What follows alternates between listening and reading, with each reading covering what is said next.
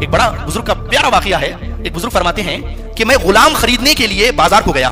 جس زمانے میں غلام خریدے بیچے جاتے تھے, منڈیوں میں چیزوں کی طرح غلام انسان بکا کرتے تھے, اس زمانے کی بات فرماتے ہیں کہ میں ایک بازار گیا غلام خریدنے کے لیے. جب میں غلام خرید کر, بزرگ تھے, اللہ والے تھے, دنیا دار تو نہیں تھے, اس غلام کو لے کر اپنے گھر آئے, اسے عزت کے ساتھ بیٹھایا اور اسے مانوس کرنے کے لیے, اپنے ساتھ دوستی کرنے کے لیے بات کرنے لگے. کہا کہ تمہارا نام کیا ہے؟ کہا جو مالک چاہے وہ میرا نام ہے. کہا جو مالک رکھ دے وہ میرا نام ہے, میرا اپنا. کہا تمہارے ماں باپ نے تو کوئی نام رکھا ہوگا. کہا جی غلاموں کا کوئی نام نہیں ہوتا, مالک جس نام سے اسے پکار لے بس وہی اس کا نام ہوتا ہے. کہا بیٹا تم کیا کھانا پسند کرو گے؟ کہا جو مالک کھلا دے بس وہی کھائیں گے. کہا کہ تم کہاں رہنا پسند کرو گے, میرے ساتھ یہاں گھر میں رہو گے یا باہر گھر کے باہر آؤٹ ہاؤس ہے ادھر رہو گے, کہاں رہنا پسند کرو گے؟ کہا مالک جہاں رکھ دے بس وہیں رہیں گے. کہا کہ تم ہر بات میں کہتے ہو کہ جو مالک کی مرضی, جو مالک کی مرضی, تمہاری بھی کوئی مرضی ہے؟ اب اس نے جو جواب دیا دل کے کانوں سے سننے کا ہے. اس نے کہا جی غلام کہتے ہی اس کو ہیں جس کی اپنی کوئی مرضی نہ ہو, جو ہر وقت اپنی محبوب کی اور اپنے مالک کی مرضی پر اٹل رہے, کھڑا رہے, وہ غلام ہوتا ہے. تو غلام کی اپنی کوئی مرضی نہیں ہوتی. ان کی چیخ نکلی. کہا تو چند پیسوں سے خریدا ہوا غلام ہے اور تو میری ایسی غلامی کر رہا ہے کہ تیری اپنی کوئی مرضی ہی نہیں. مجھ پہ افسوس ہے, جس رب نے مجھے پیدا کیا, نیست سے ہست کیا, عدم سے وجود بخشا, لیکن میں اس کی مرضی پہ نہیں چلتا. ہر کوئی میں اپنی مرضی پہ ہر کام کرتا ہوں. یہ کتنے بڑے افسوس کی بات ہے کہ موسیٰ فلاں غار میں میرا بندہ بیٹھا ہے, 40 سال سے عبادت کر رہا ہے, اسے میرا سلام کہنا. اب جسے اللہ کا سلام پہنچے وہ کتنا خوش نصیب ہوگا. اس کے بعد میرا ایک پیغام دینا. عرض کیا مولا کیا پیغام ہے؟ پیغام یہ ہے اس سے بتانا کہ میں نے 40 سال کی اس کی عبادت رد کر دی ہے, 40 سال کی عبادت نامقبول کر دی ہے, میرا یہ پیغام سنانا. حضرت موسیٰ اس قدر افسردہ ہیں, اس قدر پریشان ہیں کہ یہ پیغام میں کیسے لے جا کر دوں. اگر کسی کی موت کی خبر ہمیں دینا ہو تو ہماری زبان نہیں کھلتی. یہ تو اتنی بڑی طوفان کی بات ہے کہ جس کی زندگی بھر کا سرمایہ لوٹنے کی بات ہو, حضرت موسیٰ کس زبان سے جا کر کہتے. لیکن اللہ کا حکم تھا, جانا تو تھا ہی. حضرت موسیٰ اس غار میں گئے. جب قریب پہنچے دیکھا کہ اس پہ نور برس رہا ہے اور ایک عجیب روحانیت کا ماحول ہے. آپ نے سلام کیا, اسے کچھ سنائی نہیں دیا. وہ اللہ کی محبت میں غرق بیٹھا ہے, وہ اللہ کی محبت کے چراغ کو دل میں لگائے بیٹھا ہے. اسے پتہ ہی نہیں چلا کون آیا, کون سلام کر رہا ہے, کون آواز دے رہا ہے, کچھ پتہ نہیں چل رہا. پھر حضرت موسیٰ نے کہا کہ اللہ کے بندے, میں تیرے محبوب کا, تیرے رب کا پیغام لایا ہوں. اتنا سننا تھا, اس کی آنکھیں کھل گئی. جیسے ہی آنکھیں کھلی ایک نور کی کرن اس کی آنکھوں سے نکلی, ایک عجیب سا نشہ اس کی آنکھوں میں تھا. وہ فوراً کھڑا ہوا, عرض کیا حضور بتائیں کیا پیغام ہے؟ کہا تیرے محبوب نے تجھے سلام بھیجا ہے. وہ بڑا خوش ہوا. کہا پھر ایک پیغام بھیجا ہے. کہا پیغام کیا ہے وہ سنائیں. کہا اللہ نے, تیرے محبوب نے تیری 40 سال کی ساری عبادت رد کر دی ہے, اسے نامقبول کر دی ہے. اتنا سننا تھا, وہ شخص وجد میں آ گیا, رقص کرنے لگا, گھومنے لگا, رقص کرنے لگا خوشی سے. حضرت موسیٰ کی حیرت کی انتہا نہ رہی. کہا اللہ کے بندے, تجھے تو چیخ مار کے مر جانا چاہیے, تجھے تو افسوس سے زمین پہ گر جانا چاہیے. تیری 40 سال کی محنت رد ہو گئی, تیری 40 سال کی عبادت نامقبول ہو گئی اور تو خوشی سے وجد کر رہا ہے. اب ذرا اس بندے کا جواب سنیے, اور میں کہتا ہوں ان کانوں سے نہیں, دل کے کانوں سے سننا. حضرت محترم, ویڈیو اگر پسند آئی ہو تو ویڈیو کو لائک کریں, شیئر کریں, اور اگر ہمارے چینل پر نئے آئے ہوں تو چینل کو ضرور سبسکرائب کر کے بیل آئیکن کو بھی ضرور دبائیں تاکہ ہماری نئی آنے والی ویڈیو آپ تک ضرور پہنچے. آج کے اس جمعۃ المبارک کے درس میں ہمارے خطاب کا عنوان اور موضوع یہ ہے, کیا ہم اللہ کے بندے ہیں؟ ہم کس کے بندے ہیں؟ اس موضوع پر خطاب کے لیے میں نے کتاب شفا قرآن مجید سے سورہ زاریات کی آیت نمبر 56 کی تلاوت کرنے کا شرف حاصل کیا ہے. سب سے پہلے اللہ رب العزت کی بارگاہ میں دعا کرتا ہوں کہ مولا کریم میرے دل میں حق پیدا فرمائے, زبان سے حکمت بھرے جملے صادر فرمائے اور ان جملوں کو دلوں میں اترنے کی تاثیر عطا فرمائے. آمین یا رب العالمین بجاہ سید المرسلین. اللہ رب العزت ارشاد فرما رہا ہے, وما خلقت الجن والانس الا لیعبدون, کہ بے شک ہم نے انسانوں کو اور جنات کو صرف اور صرف اپنی عبادت, اپنی بندگی اور اپنی فرما برداری کے لیے پیدا کیا ہے. اس دنیا میں, اس پوری کائنات میں جتنی بھی چیزیں پائی جاتی ہیں, جتنی بھی چیزیں ہیں, چاہے وہ ہمیں آنکھوں سے نظر آ رہی ہوں یا آنکھوں سے نظر نہ آ رہی ہوں, سب کے سب ایک مخصوص مدت, ایک مخصوص وقت اور ایک خاص مقصد کے لیے پیدا کیے گئے ہیں. اس پوری کائنات میں کوئی ایک چیز بھی ایسی نہیں ہے جو مقصد کے بغیر جسے بنایا گیا ہو, مقصد کے بغیر جس کو پیدا کیا گیا ہو. آسمان پہ نظر آنے والے چاند اور ستارے یہ زمین کو رات کو روشن کرنے کے لیے اور خوبصورت بنانے کے لیے ہیں. سورج مخصوص وقت میں نکلتا ہے, پوری دنیا کو روشن کرتا ہے, پھر ختم غروب ہو جاتا ہے. زمین اپنے سینے کے اندر ایک بیج کو پالتی ہے, اس کے بعد ایک پودے کی شکل میں ایک تناور درخت اسے بناتی ہے, پھر اس درخت پر پھل لگتے ہیں, پھول لگتے ہیں, پھر اسی ایک درخت سے بے شمار بیج دوبارہ جنم لیتے ہیں.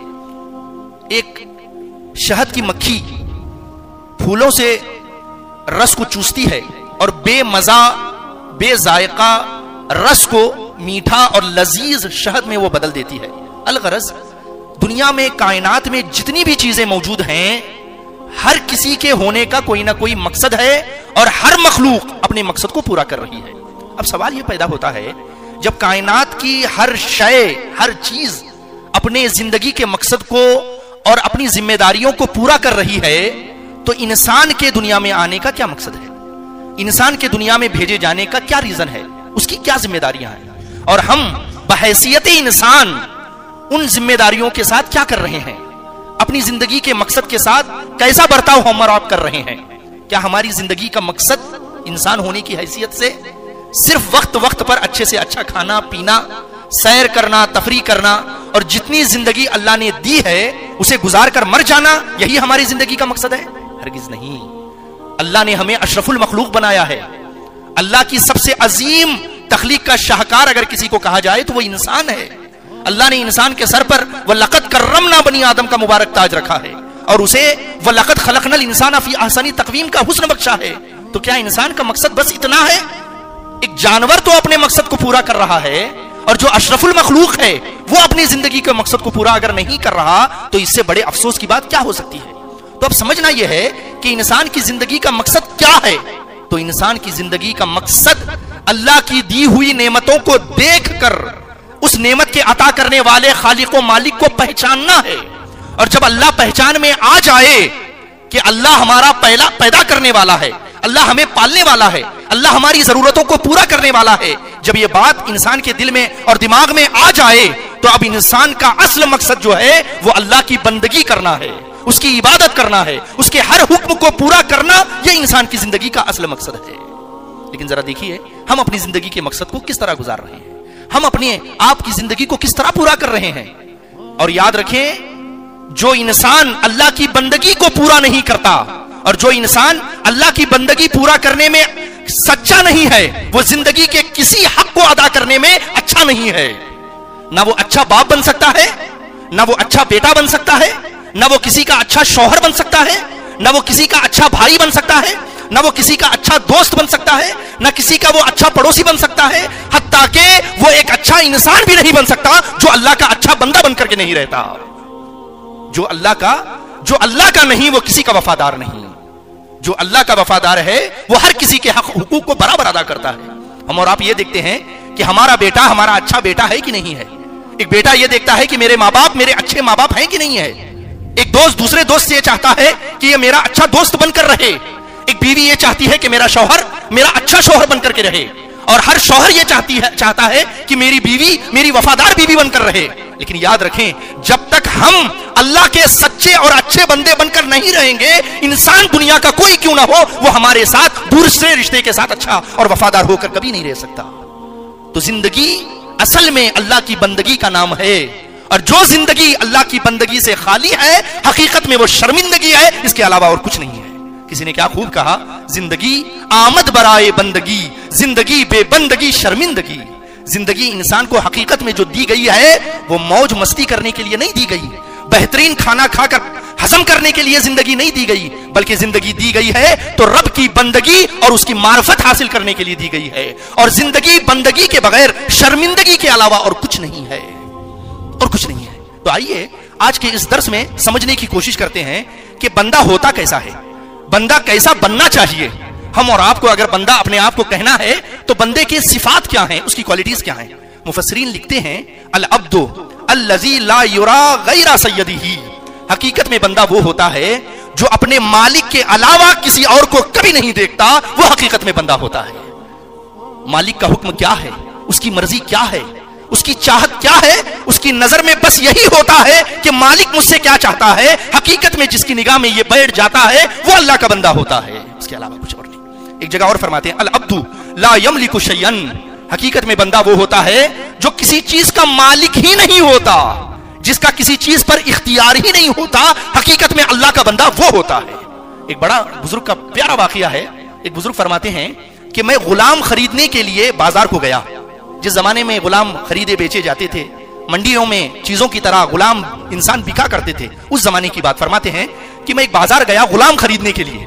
جب میں غلام خرید کر، بزرگ تھے، اللہ والے تھے، دنیا دار تو نہیں تھے، اس غلام کو لے کر اپنے گھر آئے، اسے عزت کے ساتھ بیٹھایا اور اسے مانوس کرنے کے لیے، اپنے ساتھ دوستی کرنے کے لیے، کیونکہ نیا نیا انسان آیا ہے، اب اسے میرے ساتھ پرائیویسی چاہیے، میرے ساتھ اسے جو ہے خلوت چاہیے، میرے یہ کام کرے گا، تو اسے مانوس کرنے کے لیے اس سے بات کرنے لگے۔ کہا کہ تمہارا نام کیا ہے؟ کہا جو مالک چاہے وہ میرا نام ہے۔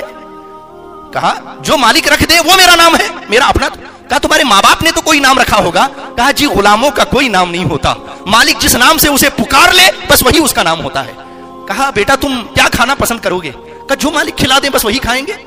کہا کہ تم کہاں رہنا پسند کرو گے؟ میرے ساتھ یہاں گھر میں رہو گے یا باہر، گھر کے باہر آؤٹ ہاؤس ہے ادھر رہو گے؟ کہاں رہنا پسند کرو گے؟ کہا مالک جہاں رکھ دے بس وہیں رہیں گے۔ کہا کہ تم ہر بات میں کہتے ہو کہ جو مالک کی مرضی، جو مالک کی مرضی، تمہاری بھی کوئی مرضی ہے؟ اب اس نے جو جواب دیا دل کے کانوں سے سننے کا ہے، اس نے کہا جی غلام کہتے ہی اس کو ہیں جس کی اپنی کوئی مرضی نہ ہو، جو ہر وقت اپنی محبوب کی اور اپنے مالک کی مرضی پر اٹل رہے، کھڑا رہے، وہ غلام ہوتا ہے۔ تو غلام کی اپنی کوئی مرضی نہیں ہوتی۔ ان کی چیخ نکلی، کہا تو چند پیسوں سے خریدا ہوا غلام ہے اور تو میری ایسی غلامی کر رہا ہے کہ تیری اپنی کوئی مرضی ہی نہیں۔ مجھ پہ افسوس ہے، جس رب نے مجھے پیدا کیا، نیست سے ہست کیا، عدم سے وجود بخشا، لیکن میں اس کی مرضی پہ نہیں چلتا، ہر کوئی میں اپنی مرضی پہ ہر کام کرتا ہوں۔ یہ کتنے بڑے افسوس کی بات ہے۔ تو فرمایا العبد لا یملک شیئا، جو بندہ ہوتا ہے وہ کسی چیز کا مالک نہیں ہوتا، اس کی نظر صرف اپنے محبوب اور اپنے مالک کی رضا پر ہوتی ہے، وہ اپنی مرضی کا مالک نہیں ہوتا، کسی چیز میں اس کی اپنی کچھ بھی نہیں چلتی۔ یہی وجہ ہے کہ سوسائڈ کرنا حرام ہے، کیونکہ ہم اپنے وجود کے مالک نہیں ہیں، وہ تو ہمیں اس نے امانت کے طور پہ دی ہے۔ ہم اپنی مرضی سے اپنے جسم کو ختم کر دیں، سوسائڈ کر لیں، یہ حرام ہے، کیونکہ ہم اس کے مالک نہیں ہیں۔ اس وجود کا مالک اللہ ہے۔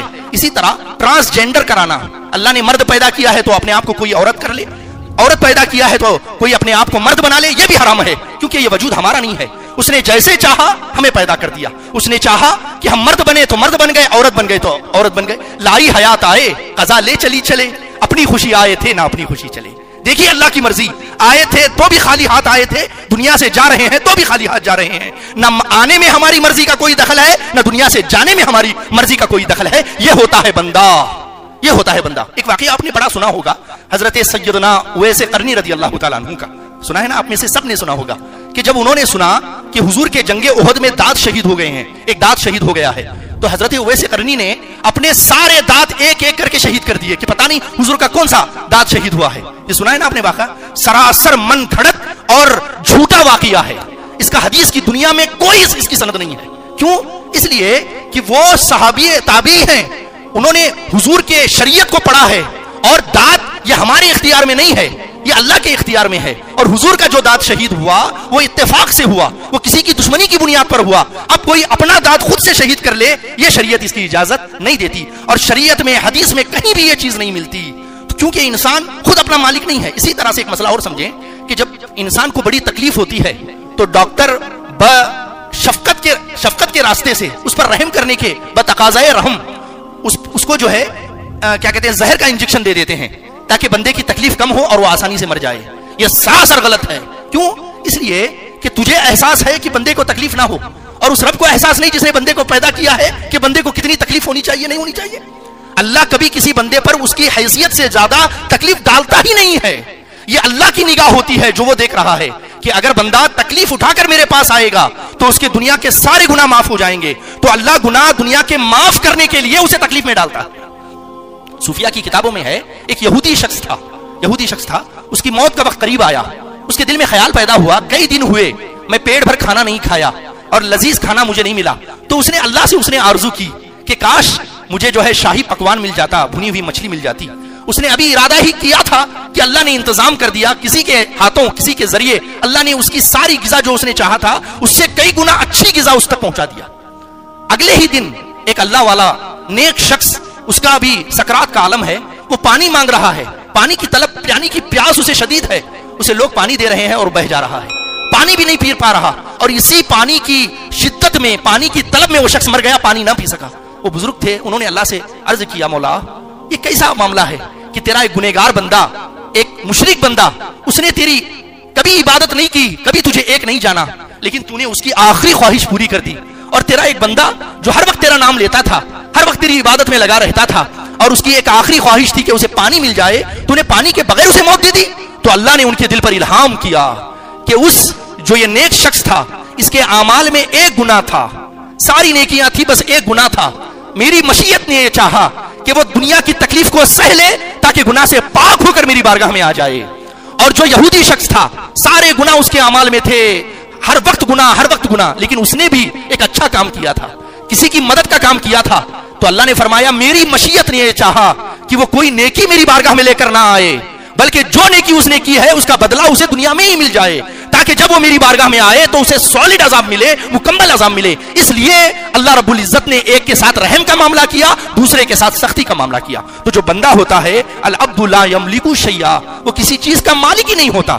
اللہ جس طرح اسے رکھتا ہے وہ اللہ کی رضا پہ راضی رہتا ہے، وہی حقیقت میں بندہ ہوتا ہے. ایک اور مقام پر فرماتے ہیں الذی لا مراد لہ ویکون مستغرقا فی مراد سیدہ. فرماتے ہیں حقیقت میں بندہ وہ ہوتا ہے جس کی اپنی کوئی آرزو ہی نہیں ہوتی، جس کی اپنی کوئی مرضی ہی نہیں ہوتی، بلکہ اس کی ساری مرضی، اس کی ساری چاہتیں اپنے رب کی رضا پر قربان ہو جاتی ہے. وہ حقیقت میں اللہ کا بندہ ہوتا ہے.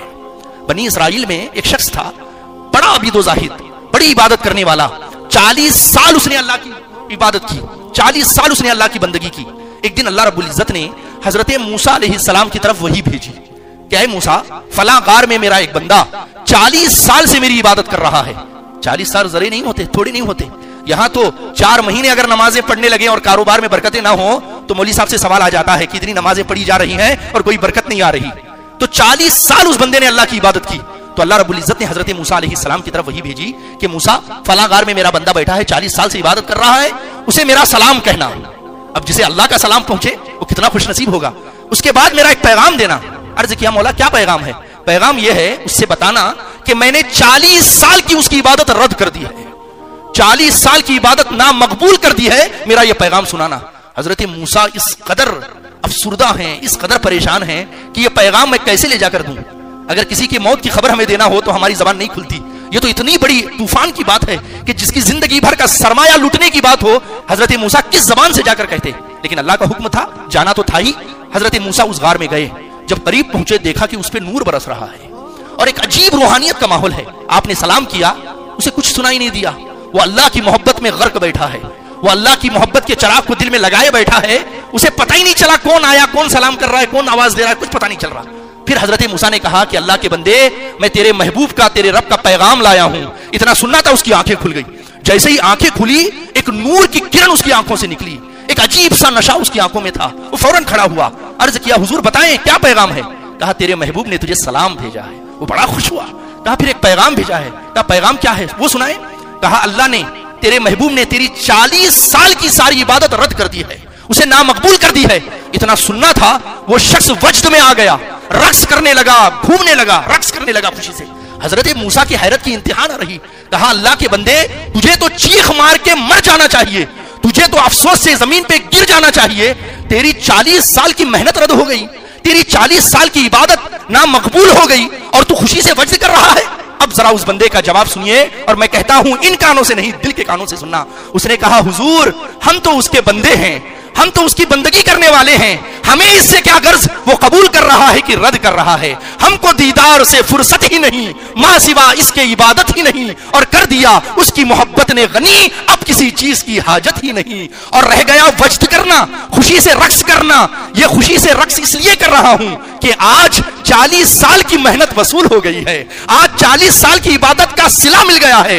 حضرت موسیٰ کو بڑی حیرت ہوئی. کہا کہ تجھے 40 سال کی عبادت کا کیا صلہ ملا؟ آج تجھے تیری محنت کا کیا پھل ملا جو تو اتنا خوش ہو رہا ہے؟ عرض کیا حضور، 40 سال سے اس کی عبادت کر رہا ہوں، 40 سال سے پل پل اس کی محبت میں جل رہا ہوں، 40 سال سے اس کی محبت کا چراغ اپنے دل میں لگا کر بیٹھا ہوں. آج محبوب نے سلام تو بھیجا ہے نا، آج محبوب نے مجھے یاد تو کر لیا ہے نا، مقبولوں میں نہ صحیح مردودوں میں صحیح، آج محبوب نے مجھے سلام تو بھیجا ہے نا. تو یہ اللہ کے بندے ہیں، لا مراد لہو، ان کی کوئی مراد ہی نہیں ہوتی، ان کی کوئی چاہت ہی نہیں ہوتی. وہ یکون مستغرقن فی مراد سیدہ، بلکہ ان کی ساری آرزو اپنے محبوب کی آرزو میں غرق ہوتی ہے. رب جو चाहता है वो करते हैं, वो हकीकत में अल्लाह के बंदे होते हैं। फिर एक और मकाम पर फरमाते हैं अल्लाह का बंदा वो होता है अल्लज़ी ला युनाज़िउ सय्यदहु शय्यन, जो अपने मौला के किसी मामले में इख्तिलाफ नहीं करता, अपने मौला के किसी मामले में वाई क्यों नहीं पूछता, बल्कि अल्लाह जो हुक्म दे देता है उसकी जो मंशा होती है, बंदा वो होता है जो अपना सर उसके हुक्म के आगे रख देता है। हकीकत में अल्लाह का बंदा वो होता है, हकीकत में अल्लाह का बंदा वो होता है। इस मकाम पर एक बात मुझे याद आती है, आपने सुना होगा हजरते क्या कहते हैं महमूद और अयाज, महमूद बड़ा बादशाह, अयाज उनका खास गुलाम। एक दिन एक जगह फतह हुई, कामयाबी हुई, वहां से बड़ा साजो सामान, बड़ी मालो दौलत, बड़ा माले गनीमत दरबार में आया। उसमें एक हीरा आया जो बड़ा कीमती हीरा था, बड़ा नायाब, कभी कभार कहीं कहीं मिला करता था। तो वो लाकर पेश किया गया और उसकी तारीफ जो बादशाह के दरबारी थे, दरबार में बैठने वाले, वो कर रहे थे महमूद के सामने उस हीरे की तारीफ। हुजूर ये बड़ा कीमती हीरा है, आज हमारे लिए डबल खुशी की बात है कि हमें फतह भी मिल गई और ये हीरा भी मिल गया। तो जब उसकी बड़ी तारीफ सुनी महमूद ने, जो बड़ी तारीफ सुनी, तो उसको मंगवाया अपने करीब, उसको अपने सामने जमीन पर रखवाया। उसके बाद एक हथौड़ा मंगवाया और जितने तारीफ कर रहे थे सबसे कहा कि मेरा हुक्म है इस हीरे को एक मार में तोड़कर टुकड़े कर दो। अब किसी के हाथ नहीं उठ रहे हैं, हर कोई उज़्र कर रहा है, हुजूर माफ कर दीजिए, ये बड़ा कीमती हीरा है, हम इसे भला कैसे तोड़ सकते हैं, हुकूमत का बड़ा नुकसान हो जाएगा, हुकूमत का बड़ा खसारा हो जाएगा अगर इसको तोड़ेंगे तो, अगर ये हमारे पास रहेगा तो बड़ा काम आएगा। हर कोई अपनी अपनी तावील करने लगा, अपने अक्ल से बात करने लगा। महमूद ने हर एक दरबारी से जो बड़े ओहदे वाला था, बड़े मर्तबे पोस्ट वाला था, सबके सामने वो हथौड़ा भिजवाया, सबने इनकार कर दिया। जब सबने इनकार कर दिया, उसमें से एक शख्स खड़ा होकर कहा हुजूर अगर आप पूरी सल्तनत के लोगों से भी पूछेंगे ना, कोई इसको नहीं तोड़ेगा। क्यों? क्योंकि बड़ा नुकसान हो जाएगा, बड़ा खसारा हुकूमत का हो जाएगा। कहा अच्छा देखना चाहते हो? आपने फौरन क्या कहते हैं अयाज को बुलवाया, जो आपका गुलाम खास था, उसको बुलाया। कहा अयाज इसको देख रहे हो, हीरा है। कहा हुजूर कैसा है? कहा बड़ा अच्छा है, बड़ा कीमती मालूम होता है। कहा अयाज मेरा हुक्म है कि तुम एक मार में इसे टुकड़े कर दो। कहा जी हुजूर। लिया, बगैर सोचे समझे उसके टुकड़े कर दिया। एक शोर मच गया, एक शोर मच गया। सारे लोगों ने अयाज को बुरा भला करना शुरू कर दिया कि कितना बेवकूफ शख्स है, इतना कीमती हीरा बादशाह आजमाइश के तौर पे पूछ रहा था और इस बेवकूफ ने तोड़ दिया। बादशाह ने कहा वो बेवकूफ नहीं, तुम सब बेवकूफ हो। अब अयाज से पूछा कि अयाज ये बताओ तुम्हारे हाथ कांपे नहीं, तुमने कुछ सोचा नहीं, मेरे हुक्म के बाद फौरन तोड़ दिया, आखिर किस चीज ने तुम्हें यह काम करने पे मजबूर किया? उन्होंने अर्ज किया हुजूर एक तरफ हीरे की कीमत थी, दूसरी तरफ आपके हुक्म की कीमत थी। अगर आपका हुक्म तोड़ देता हीरा बच जाता, लेकिन आपके हुक्म पर हीरा तोड़ दिया है। हीरा तो फिर भी मिल सकता है, लेकिन आपका हुक्म नहीं तोड़ा, इसलिए मैंने हीरे को तोड़ दिया। सारे लोगों के होश उड़ गए, कैसा समझदार गुलाम है। अभी कुछ ही दिन गुजरे थे, बादशाह एक नहर पे पहुंचा, एक हाउस में जो दरबारी हाउस था, बड़े लोग वहां बैठकर उसका नजारा किया करते थे, हाउस का, उसमें नहाया भी करते थे। बादशाह के बड़े मोतबर दरबारी सब वहां मौजूद थे। बादशाह ने कहा कि इस हाउस में कूदना है, बड़े बड़े दरबारियों से कहा, बड़े बड़े ओजरा से कहा कि इस हाउस में कूदना है। अब वही वाला वाकया उनको याद था कि बादशाह का अगर हुक्म आए तो फौरन करना है। तो सारे लोग करीब पहुंच गए कूदने के लिए। कहा खबरदार, लेकिन कपड़े नहीं भीगना चाहिए तुम्हारे, मेरे हुक्म पर कूदना तो चाहिए लेकिन कपड़े नहीं भीगना चाहिए। कहा हुजूर ये कैसे हो सकता है? अगर आपका हुक्म पूरा करेंगे कपड़े तो जरूर भीगेंगे, कपड़े भीगे बगैर नहीं रह सकते। कहा कूदना भी मेरा हुक्म है, कपड़े न भीगे ये भी मेरा हुक्म है। कहा हुजूर दोनों काम तो एक साथ नहीं हो सकते। अब फिर अयाज को बुलाया और कहा कि अयाज तुम इसमें कूदोगे, मेरा हुक्म है कूदने का। कहा हुजूर फौरन कूदता हूं। कहा खबरदार, कपड़े नहीं भीगना चाहिए। कहा हुजूर नहीं भीगेंगे। कूद गया। जब कूद के बाहर आया कपड़े भीग गए थे।